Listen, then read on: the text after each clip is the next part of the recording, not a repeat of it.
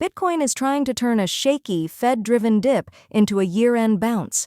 A trader known as Camel Finance says the market is being pushed around by narrative, not fundamentals.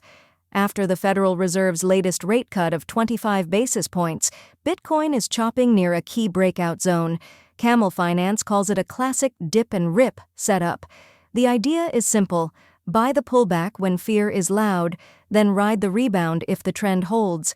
In his posts, he argues the bearish tone is manufactured to shake out weak hands.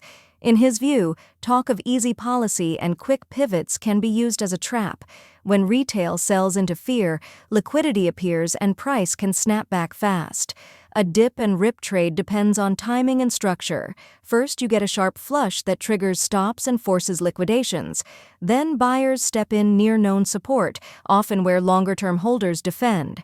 If price reclaims the level quickly, short sellers can be squeezed, and momentum can flip from risk-off to risk-on. Camel Finance says he stayed long through the FOMC volatility. He points to the $93,000 to $95,000 range as a healthy retrace. He also describes it as roughly a 30% pullback from recent highs, not a trend break. He added a small position near $93,000, which he treats as cycle support. His base case is a breakout retest and higher weekly closes. If that happens, he expects a stronger push into the end of the year, similar to a Santa rally mood in equities. He also highlights MicroStrategy's steady Bitcoin accumulation as a longer-term tailwind. Still, he stresses risk management.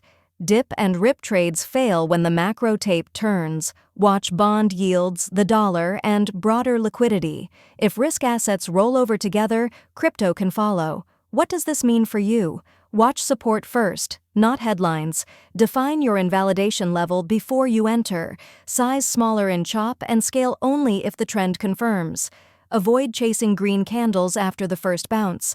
If price reclaims the trend line and holds, momentum traders may pile in. If it loses support again, be ready to step aside. For the bigger cycle, Camel Finance says his main goal is to scale in near the 2026 four-year cycle low. That is a longer game, and it depends on how policy, inflation, and liquidity evolve. Subscribe to BlockBrief for daily crypto news and market updates. And remember, this is not financial advice. One more point. He says, false signals matter because traders anchor to the headline, not the reaction. A cut can sound bullish, yet markets can sell if guidance stays tight. That is why he focuses on price action around breakout thresholds, not the press conference. If you trade this setup, consider simple hedges, like keeping some cash, using stop orders, or reducing leverage. The goal is to survive the chop and be positioned only when the market proves the move. Patience beats prediction in this phase. Go.